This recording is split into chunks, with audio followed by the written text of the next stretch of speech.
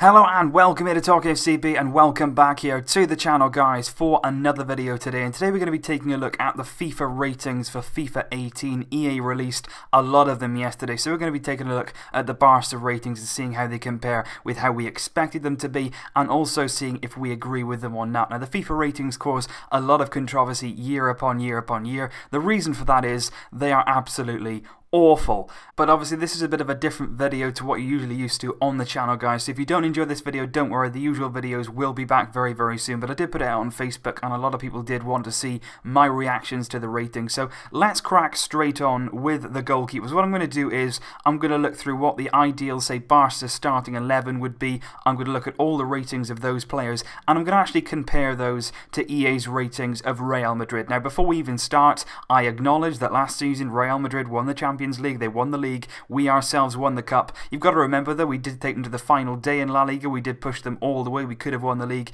if it wasn't for mistakes. Yes, they did win the Champions League, but these ratings are supposed to be based on individual performance and individual quality. Now, somebody said to me yesterday that the ratings are actually based on EA over the course of a player's career, which would actually make these even worse, because if these were based over a sort of 1 year period, then you could sort of say, you know what, maybe we weren't our best last year. But if they're based over a longer period of time, which they are, these ratings are borderline ridiculous. So let's start here by comparing the two goalkeepers. Both of them EA have rated as 85 overall, but you've got to look at the individual stats to really understand these FIFA ratings, although that still doesn't really explain a lot of them. But Ter Stegen is based on 85, so is Keylor Navas. 87 diving for Keylor Navas, 84 for Ter Stegen. Ter Stegen's reflexes are slightly better than Keylor Navas's, only very slightly. Handling, again, very slightly in Ter Stegen's favour. For some reason, they have Keylor Navas as much quicker across the ground than Ter Stegen, which does surprise me because Ter Stegen does fly off his line at times, really athletic. You know, he's so good with the ball. That is highlighted by his far superior kicking stats,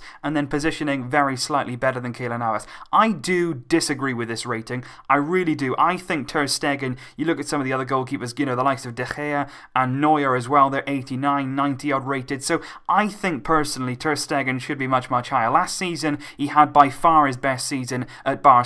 Even though we weren't as good as a team, he was outstanding. You know, you think of the Clásico win at the Bernabeu, he made a number of saves, outstanding stops, and I think his reflexes should be higher here. I think that his kick-in should be even higher than 87. I truly believe that, because you saw at the weekend against Espanyol more evidence. When he's got the ball at his feet, he can pick a pass as well as any outfield player. Ter Stegen really is outstanding in terms of playing the ball out the back, and I would question that he's at the same rating as Keylor Navas. Keylor Navas last season, particularly in that positioning stat, he was caught out of position so many times last season and really was at fault for a lot of Real Madrid goals conceded. He didn't have a good year, whereas Ter Stegen did have a good year on top of the years before that when he was gradually growing in stature, in dominance in that goalkeeping role. He's now playing a more pivotal part for Germany. He won the Confederations Cup in the summer. I think Ter Stegen, without a question of a doubt, should be higher than 85. Up next, let's take a look at the right backs, Dani Carvajal and Nelson Semedo. They got Carvajal as 3 ratings higher than Semedo, 84 for Dani Carvajal and 81 for Nelson Semedo. Now, I'll give credit to Dani Carvajal. I think last season he was outstanding for Real Madrid, one of their key players, very much a part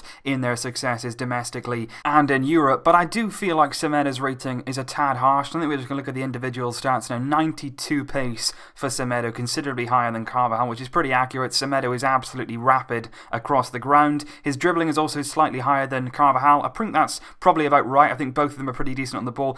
Semedo going forward really is outstanding, so I can understand that.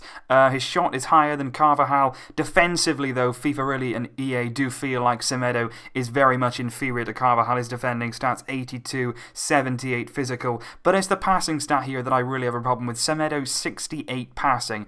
I cannot really understand that from what I've seen of him so far. And of course, don't forget last season. It's not just right now that he's producing the goods. Last season for Benfica was outstanding. They had a good season in Portugal. And just by watching him, even at Benfica, you'd understand that he can certainly pass the ball. He's very good in terms of his first touch. He's good at moving the ball. And I think so far we've seen his accurate passing. We've seen he's very accurate in the final third as well. So 68, I don't really understand that passing-wise. And I think 82 would have been fair for Semedo. Coming into La Liga, if he has a good season this season, which he very much looks like he will do, then next season you want to be seeing him in the 83, 84 ballpark. ballpark, but I think 81, particularly after last season when he was so good, earned his big move to Barcelona. He could have been higher in about 82, and with better passing, absolutely no doubt about it. Now it's time to discuss that really annoying thing that EA do every single season. You can bank on it. At some point they will highlight a player and they will put him in the wrong position, and then you're stuck like it either until they get an inform or until they're upgraded in the January period.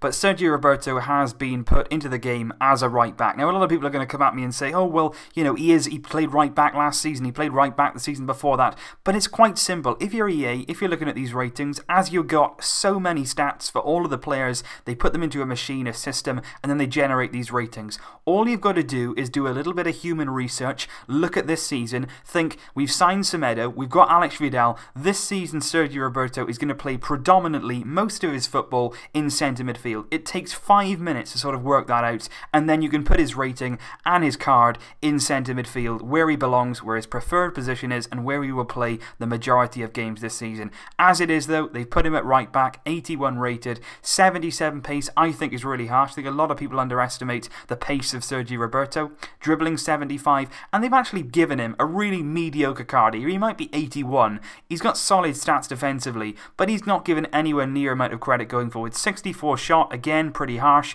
79 defensive, 72 physical. He's quite strong, but I think he's definitely a lot quicker than that. He showed that in the game against Real Madrid at the Bernabeu. I'll mention that again. You know, you think in the 92nd minute, everyone else is tired. Sergio Roberto, the engine that he has got, accelerating upfield, fantastic pace to give Messi that winning goal. And then I would question as well the 72 physical. Not only is he pretty strong, you know, he's not the tallest of players, but he's got a good physique. But I know that rating also takes into account stamina. And I think in terms of stamina, you don't get much better than Sergio Roberto. The guy is an absolute Duracell, going everywhere on the pitch. All minutes, he is there 100%. So 81 is a decent rating, but when you actually break down the stats in the wrong position, it's not that great a card. And from his season last season, I think he deserves more. And now time to look at the left backs, Jordi Alba and Marcelo. Jordi Alba rated 85, Marcelo rated 87. And I have to say, these are probably the ones that I kind of agree with the most. Marcelo last season, just like Dani Carvajal, Real Madrid's fullbacks last season, were so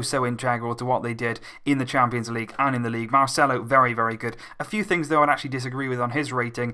87, nothing wrong with that at all. 78 pace though, I think is really, really harsh. Marcelo is no slouch, he can get about the pitch. I would say that is pretty harsh. Dribbling 85 for Marcelo, fair enough. But then I think 69 shot, when you look at Jordi Alba's shot, 69 as well. I've got to be honest, I think that's again pretty harsh on Marcelo. He's got a good shot, he scored a few goals last season, he's certainly good in the final third. Jordi Alba though, not really renowned for scoring at all. When he is on goal, he much prefers to pass than shoot. He's not really confident when taking on his own shot. So I think again pretty harsh on Marcelo. In terms of defensive stats, once again 82 defence for Marcelo, 81 for Alba. I would actually say that's pretty generous for Jordi Alba. He is good defensively at times, but he can be exposed there. Most of his good work is done in the opposition's half as opposed to his own.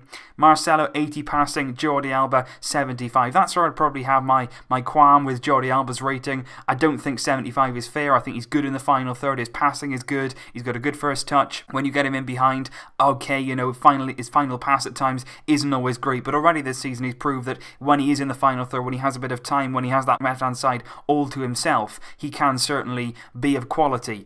And then the physical, 72 for Jordi Alba, 79 for Marcelo. That's probably about right. At times Jordi Alba can be shrugged off the ball. He's not always the strongest. But the only thing that I would say about Jordi Alba's card would probably be the pace. Although 93 is very, very high, this guy, just like Semedo, is absolutely rapid. So I think 93 could have been 94. And you think of people like Theo Walcott who get massive, you know, pace ratings every single season when they're not really developing physically. This guy's at the peak of his powers right now. He's at an age where he's really strong, he's physically very fit, and I think 93 pace, you could even add a few more on there because of the speed of Jordi Alba. But these two cards, pretty much about right. Marcelo, I think, has been probably underjudged on a few things. Jordi Alba the same in some aspects, but in other aspects, EA maybe have been a bit generous to him. So these two aren't too bad, and not one of the ones that I would highlight as being particularly bad this season. And now on to the centre-backs. Gerard Piqué, I'm going to put up against Sergio Ramos, then we're going to have a look at Samuel Umtiti up against Rafael Varane. Varane, but there's actually 3 ratings difference between Sergio Ramos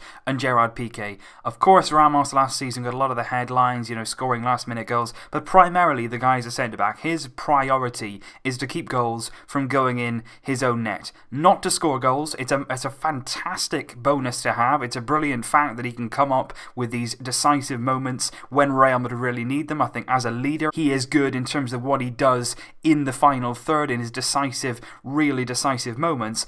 But it's not actually his job. His job is to defend. That is why I can't really understand 3 ratings difference between those two. As a centre-back, there is not that much difference. There really, really isn't. Pace 65, pace 76, I can understand that. Sergio Ramos is a lot more athletic than Gerard Piqué is. He's never been quick, Gerard Piqué. That's not what he prides himself on. He doesn't rely on pace. And I have to say, defenders who don't rely on pace are usually a lot better at defending. The reason for that is they don't rely on their pace to get them out of trouble. They rely on their mind, their reading of the game, and Gerard Piqué in terms of that is excellent, which I don't understand why. His defence is 86, Ramos 88. Explain that to me. Ramos as a defender is not as good as Gerard Piqué as a defender. It's as simple as that. In terms of making standing tackles, sliding tackles particularly, Gerard Piqué is outstanding when it comes to last-ditch challenges. Gerard Piqué is not a worse defender than Sergio Ramos. But that's not even the worst part. The worst part is Sergio Ramos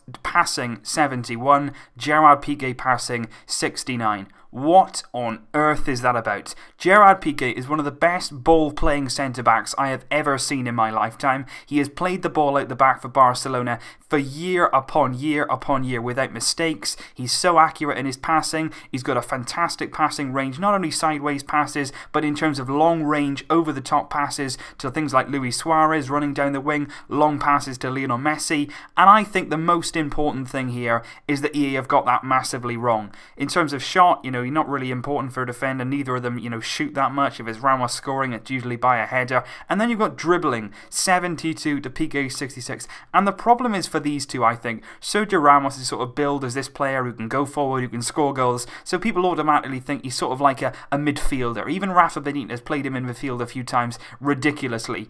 And I think that Sergio Ramos is sort of touted as this player who's so good on the ball. It's not true. There's no evidence of that. He's not a ball-playing centre-back. He's nowhere near as comfortable on the ball as Gerard Piqué, and how his dribbling is worse, how his passing is worse, and certainly how his defending is worse is absolutely unbelievable to me. And then there's the physical, where they believe Sergio Ramos is so much stronger than Gerard Piqué. Again, Piqué doesn't rely on pace, he relies on his mind, but he also relies on his strength. You know, he's a tall guy, he's very strong, and I don't really understand why he's so much less there than Sergio Ramos. But for some reason, EA have been taken in by the goals, and that's a big part of Ramos' image. And I think, once again, in terms of a centre-back, there is absolutely no doubt there is not this much between these two. No way on any planet. And that there is the end of part 1 of my FIFA ratings review. Now, if you did like this, guys, please let me know down below, because I want to hear your opinion. Do you want to see part 2? Do you want to see more videos of this kind of nature? Or are you not really interested in hearing about FIFA or anything like that? I do play it from time to time. I do play it quite a lot more than I probably let on, to be honest. It is a game that I do enjoy playing, but I think the ratings this season, as they always are, especially now that obviously Barca are partners with PES as well, that hasn't gone down very well with EA. But I think the ratings certainly develop a lot of discussion. I'm interested to hear your guys' thoughts. If you do want to see a part 2, please do let me know down below, and then I can continue. We're going to look at Umtiti against Varane, like I mentioned. Then, of course, you've got the midfields to compare, and there's some very big talking points there as well, particularly Busquets, Casemiro, a lot of talking points there. And then in attack, the big one, of course, that will be discussed, Messi against Ronaldo, which, once again, EA have got wrong. Let me know your thoughts down below, guys. I will see you very, very soon. I'll see you later on for the Juve against Barca game. Very excited for that. Just killing time right now. I'll see you then. Vesca! El Barça!